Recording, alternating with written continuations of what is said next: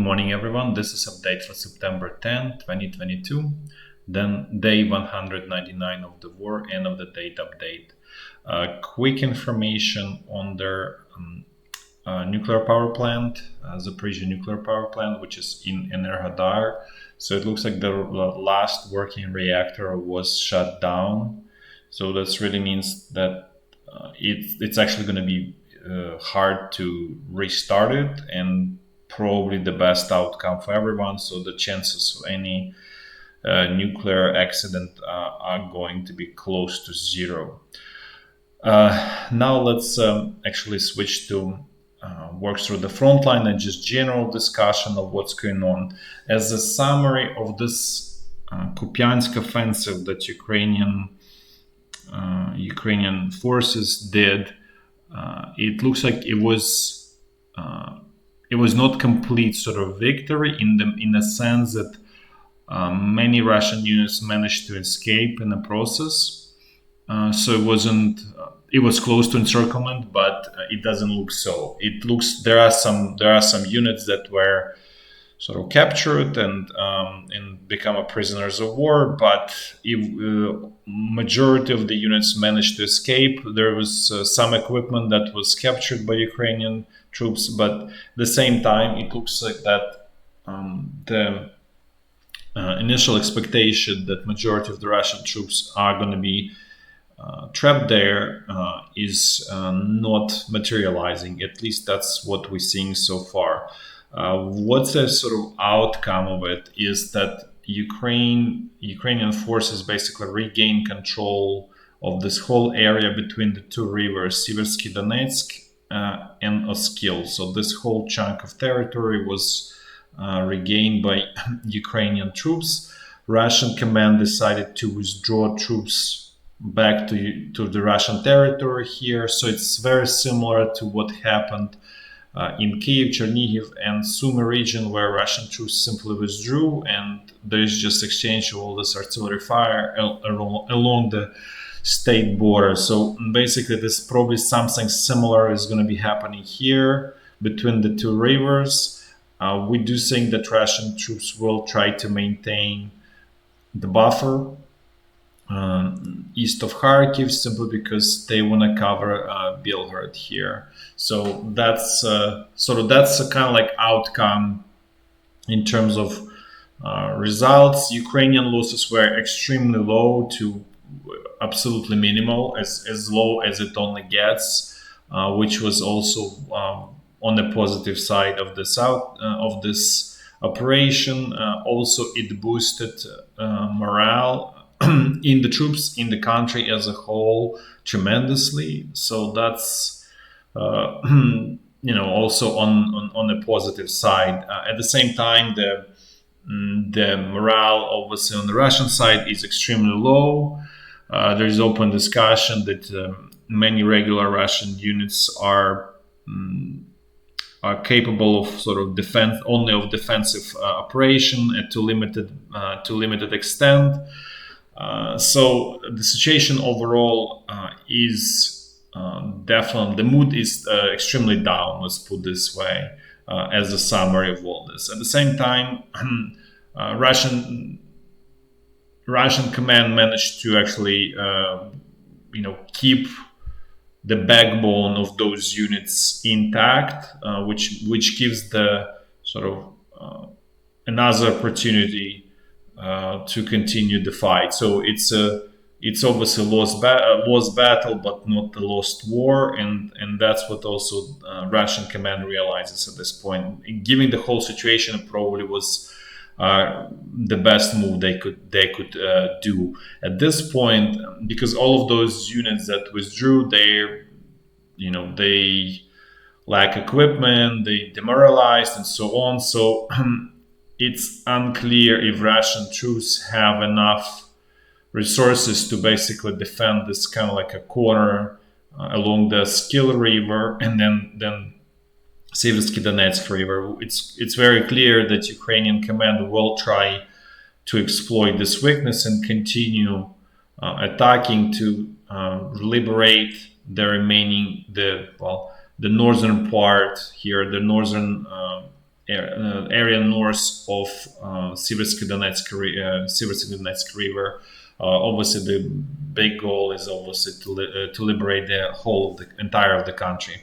So this looks like this operation has been completed. It remains to be seen if the sort of phase 2 or whatever you call phase 3 is going to be successful.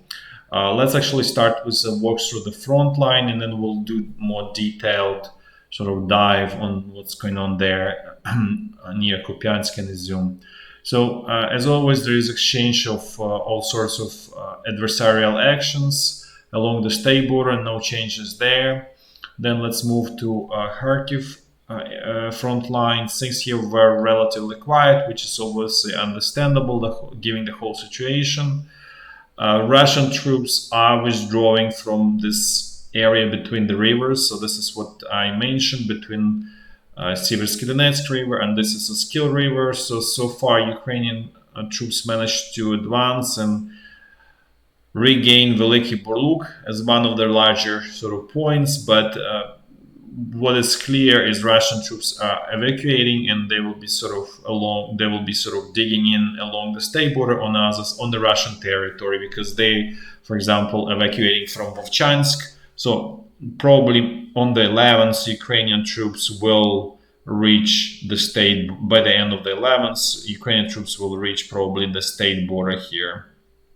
At least that's where it's all going here. So there's no real fighting. It's just Ukrainian troops just clearing up the whole area here.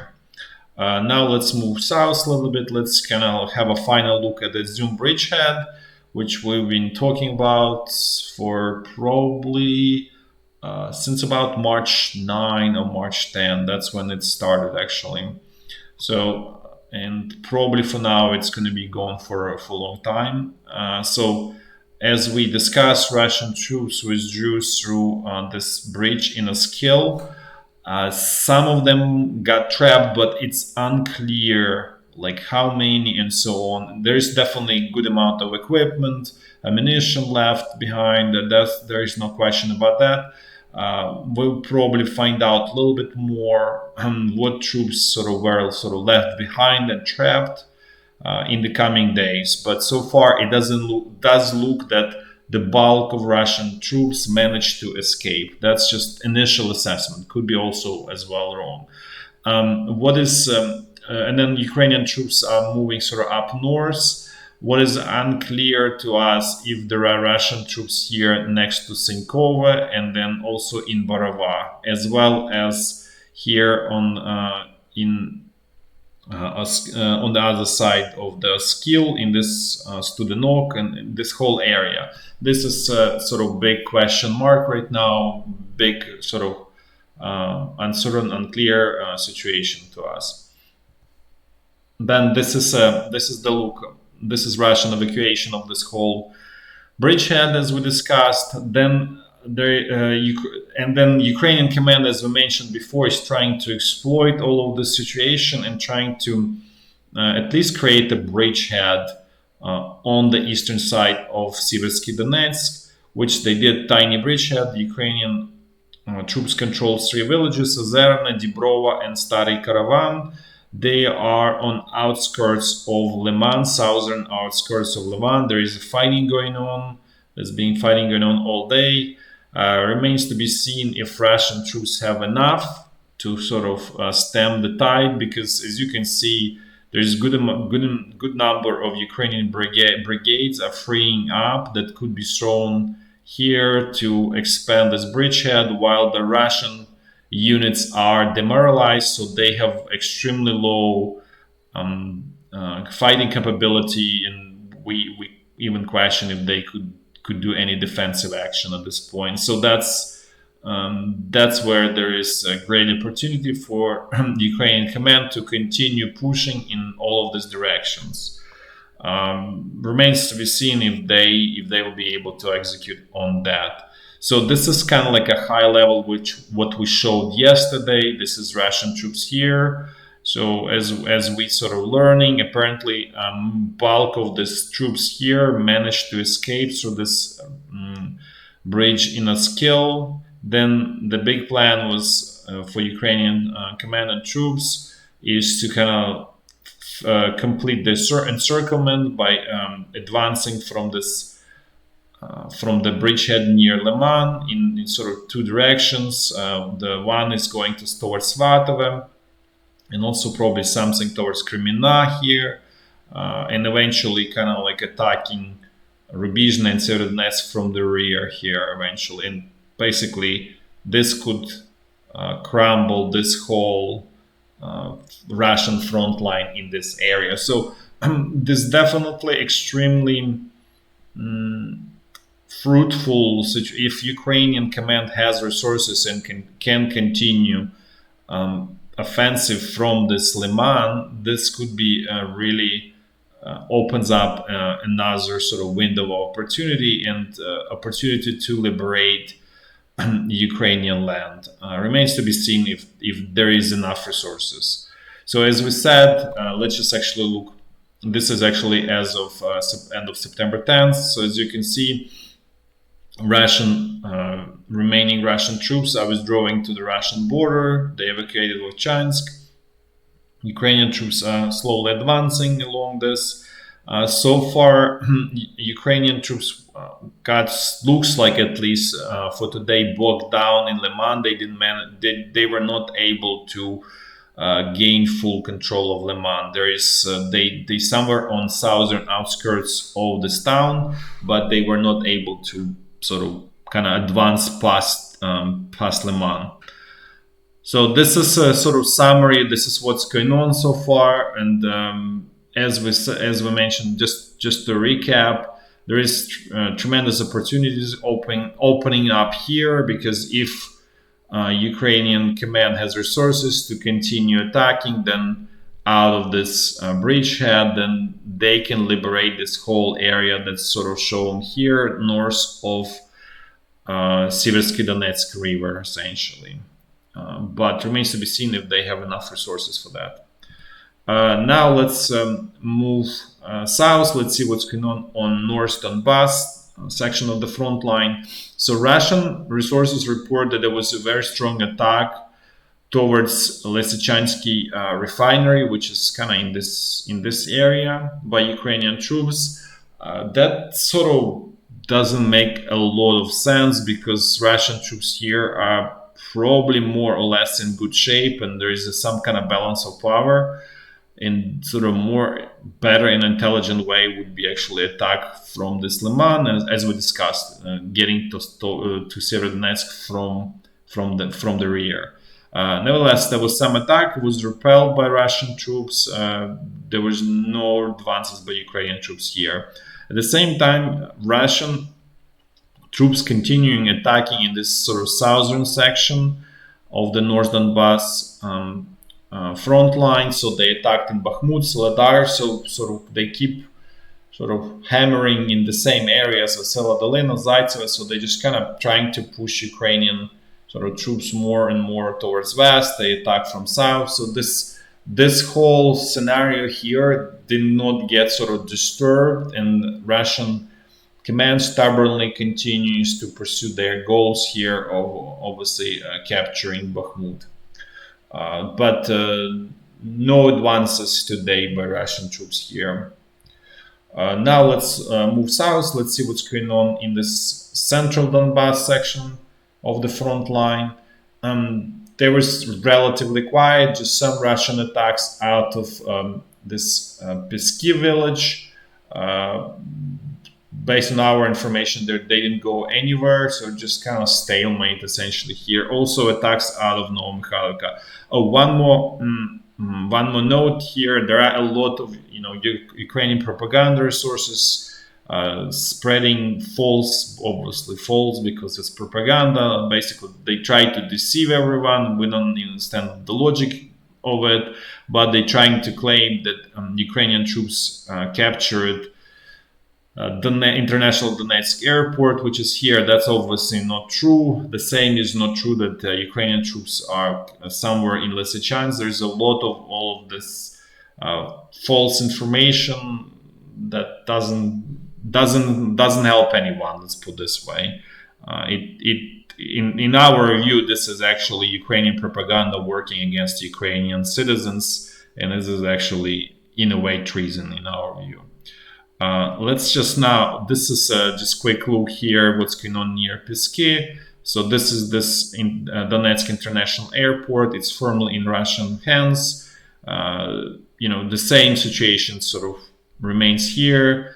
Russian troops are sort of trying to advance towards Pervomaisk, maybe even in Pervomaisk. We don't have exact sort of details where the fighting is going on. Is it like if they have advanced a little bit into Pervomaisk, or they still kind of stuck here on outskirts? Now let's actually move sort of, I guess, west, and let's see what's going on Zaporizhia front line. Things here pretty much stable, stalemate, exchangeable sort of fire, but no major action here, let's put this way. Russian resources report that Ukrainian troops are accumulating here in Vuhledar area. That seems to be probably they now see sort of, I would say, scare of offensive everywhere, given the sort of negative experiences they just had. So we're somewhat skeptical that Ukrainian command will attack out of Vuhledar, given that it's fully engaged on Kherson bridgehead, and a lot of troops are right now in this Kupyansk, Izyum area. So, and there is really great opportunity there that could be exploited if they could launch attack from Lyman towards Svatovo, essentially. So this versus this one is totally unclear opportunity here, basically, for Ukrainian side.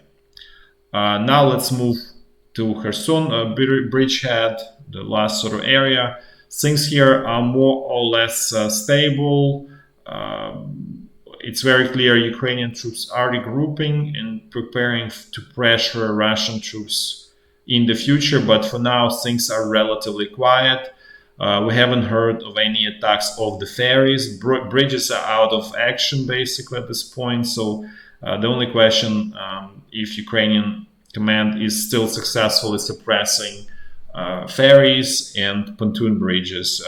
We mentioned before that Ukrainian command was able to successfully hit the ferry there, and actually a couple of ferries.